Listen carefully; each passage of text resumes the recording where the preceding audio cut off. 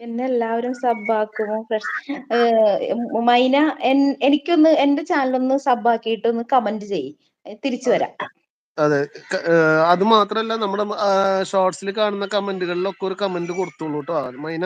ഇക്കിപ്പേ ആളുകൾ ചില ആൾക്കാര് നമ്മളിപ്പോ ലൈവിലൊക്കെ പോയി ചോദിക്കൂലേ, അപ്പൊ അവര് നമ്മളുടെ അടുത്ത് പറയും കൂട്ടാക്കി എന്ന് പറയും. പക്ഷെ അവർ ആ വഴി വന്നിട്ടുണ്ടാവൂല. നമ്മൾ അവരുടെ അതെന്ത് ഇതുപോയി സംഭവം നേരെ അറിയോ?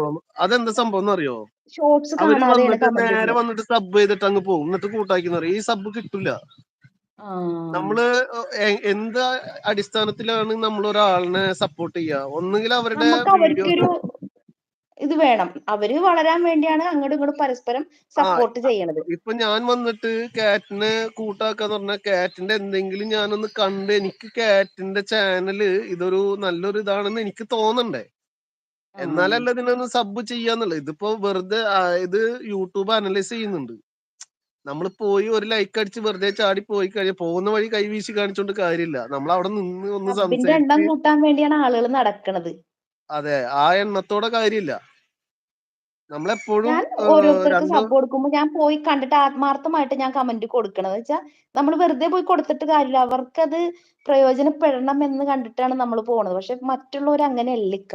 അവിടെയാണ് നമുക്ക് ആ സങ്കടം രീതിയിൽ വരുന്നത്. വേണം നമ്മളെപ്പോഴും ഒരു കൂട്ട് കൊടുക്കേണ്ടത്. എല്ലാവരോടും കൂടെയാണ് ഞാൻ എപ്പോഴും പറയാറുള്ളതാണ്, നിങ്ങൾ ഓടിച്ചെന്ന് ആരെയും കൂട്ടാക്കി എന്ന് പറയേണ്ട കാര്യമില്ല. ഒന്നോ രണ്ടോ ദിവസം നിങ്ങൾ പരസ്പരം അങ്ങോട്ടും ഇങ്ങോട്ടും ഒരു കമന്റിലൂടെ മിങ്കിൾ ചെയ്ത് വീഡിയോസ് കണ്ട് 4, 5, 10 വീഡിയോസുകളൊക്കെ കണ്ടതിന് ശേഷം കൂട്ടാക്കിക്കോ. അതാണ് ഏറ്റവും നല്ലത്. പിന്നെന്ന് വെച്ചാൽ ചിലര് നമ്മളുടെ അടുത്ത് സബ്ബാക്കാൻ പറഞ്ഞ് നമ്മൾ സബ്ബാക്കി അവര് തിരിച്ചു വന്നെങ്കിലും പറഞ്ഞൊരു കമന്റ് ഇടും. ഇത് ഞാൻ അതില്ലെങ്കിൽ നമ്മൾ അതിനേറ്റവും കണ്ടില്ലെങ്കിൽ. മാർഗം എന്താണെന്നറിയോ? അതിനേറ്റവും നല്ല മാർഗം എന്താ വെച്ചാല്, നമ്മൾക്ക് കമന്റ് വന്നു കഴിഞ്ഞാൽ കമന്റിലൂടെ തിരിച്ച് കമന്റ് കൊടുക്കുക, ലൈക്ക് ചെയ്തിട്ട്. നമ്മള് സബ്സ്ക്രിപ്ഷൻ ലിസ്റ്റ് കാണുമല്ലോ, സബ്സ്ക്രൈബേഴ്സ് ലിസ്റ്റ്. അതിൽ നോക്കിയിട്ട് സബ്സ്ക്രൈബ് ഉണ്ടെങ്കിൽ ആ സബ്സ്ക്രൈബിലൂടെ പോയിട്ട് 2-3 വീഡിയോ അപ്പോഴും കണ്ടിട്ട് സബ് ചെയ്യുക. സംഭവം മനസ്സിലായി? ഇപ്പൊ ലൈക്ക് വന്നു കഴിഞ്ഞാൽ ലൈക്ക് എന്തിനാണോ ലൈക്ക് വന്നത്, നമുക്ക് വീഡിയോ കണ്ടിട്ടുള്ള ഒരു കമന്റ് വന്നതാണെങ്കിൽ അവരുടെ വീഡിയോ കണ്ട് സപ്പോർട്ട് ചെയ്യുക. Hi Harishma, welcome. അത് കഴിഞ്ഞിട്ട് അവിടുന്ന് സബ് ചെയ്യാൻ നിൽക്കണ്ട.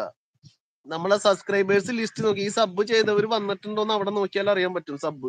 ആ അല്ല സബ്സ്ക്രൈബ് അതല്ല ഞാൻ ലിസ്റ്റ്. പറഞ്ഞത്.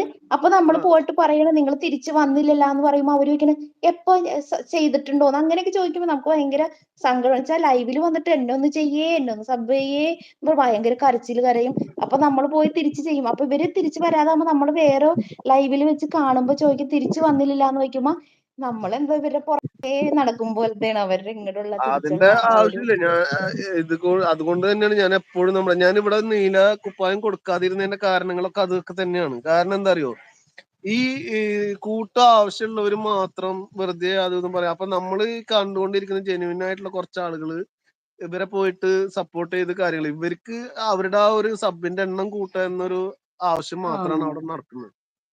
ഈ അത് കഴിഞ്ഞ് ലൈവൊക്കെ കഴിഞ്ഞാൽ അവരേത് കഴിയുമ്പോഴേക്കാ ഈ സബ്ബൊക്കെ ഇറങ്ങി പോകും. അത് കാണുമ്പോ നമ്മൾ അത് കൊടുത്ത പോവും. ആത്മാർത്ഥമായിട്ടാണ്. അത് പോവാതിരിക്കാനുള്ള കാര്യമാണ് ഞാൻ പറയുന്നത്. നമ്മളിപ്പോ സബ് വന്നിട്ടുണ്ടെങ്കിൽ പോലും 2-3 ദിവസം ഒന്നും അവരെ റീസബ് ചെയ്യണ്ട. ആ ആ നമ്മൾക്ക് സബ് ഉണ്ടെങ്കിൽ നമ്മളുടെ സബ് ലിസ്റ്റിൽ പോയിട്ട് നോക്കിയിട്ട് എടുക്കുക. ആ ആ ഓക്കെ, നമ്മുടെ സബ് ലിസ്റ്റിൽ നോക്കി എടുത്തു കഴിഞ്ഞാല്. ഹരിഷ്മ പറയണ്ട് ഞങ്ങൾക്കും ഈ അനുഭവം ഉണ്ടായിട്ടുണ്ടെന്ന്. പിന്നെന്ന് വെച്ചാ ഒരുപാട് തിരക്കുള്ള ലൈവിൽ പോയിട്ട് നമ്മള് സബ് ചോദിക്കാതിരിക്കല നല്ലത്. അതെ അതെ അതെ, ഒരാളോടും അത് ചോദിക്കേണ്ട കാര്യമില്ല. ആ അപ്പൊ ഞാനിപ്പോ മനസ്സിലാക്കി. ഇപ്പൊ 2-3 ഇതിൽ പോയിട്ട് അപ്പൊ നമ്മൾ ലൈവ് ചെയ്യണ ആളോട് പറയാണ് ഇപ്പൊ തന്നെ ചെയ്ത് സ്പാം ആവൂലേ എന്ന് പറയുമ്പോ അവര് പറയും ഇല്ല അങ്ങനെയൊന്നും ഇല്ല, അതൊക്കെ വെറുതെ തെറ്റിദ്ധാരണയെന്ന് പറയും. അത് സ്പാം ആവാണ്ടിരിക്കണമെങ്കിൽ ഒരു 4-5 വീഡിയോ അറ്റ്ലീസ്റ്റ് നമ്മുടെ long video minimum 3 to 5 minute കാണണം. മനസ്സിലായോ? ഷോർട്സ് ആണെങ്കിൽ ഒരു 5 ഷോർട്സ് 4 ഷോർട്സ് എങ്കിലും കണ്ടിന്യൂ സ്കിപ്പ് ചെയ്യാതെ കാണണം. ഇത് ചിലവര് കാണും, ലൈക്ക് ചെയ്താൽ മതിയല്ലോ എന്ന് വിചാരിച്ചിട്ട് ഒന്ന് കാണും, ലൈക്ക് ചെയ്യും, ഒരു കമന്റ് ഇടും, സ്ക്രോൾ ചെയ്യും. ആകെ 15 മിനിറ്റ് 30 സെക്കൻഡ് 15 സെക്കൻഡോ 30 സെക്കൻഡോ ആണ് നമ്മുടെ ഒരു ഷോർട്സ് ഉണ്ടാവുക. ഞാൻ അതുകൊണ്ടാണ് ആദ്യം മുതൽ എല്ലാവരോടും പറയാറ്, നമ്മൾ ഓടിച്ചെന്ന ഒരാളുടെ അടുത്ത് സബ് ആക്കേണ്ട കാര്യമില്ല. നമ്മൾക്ക് ഇങ്ങോട്ട് വരുന്ന സപ്പോർട്ടേഴ്സിന് നമ്മൾ എന്ത് ചെയ്യുക, നമ്മുടെ കൂടെ ജെന്യൂൻ ആയിട്ട് നിർത്തുക. 10 ആളുള്ളെങ്കിൽ 10 ആള് മതി. അപ്പോഴും എനിക്ക് തോന്നുന്നു നമ്മൾ വേറെ ഏതെങ്കിലും ഒരു വീഡിയോ പോയി കണ്ടിട്ട് അവരോട് പറയരുതേ ഞങ്ങൾ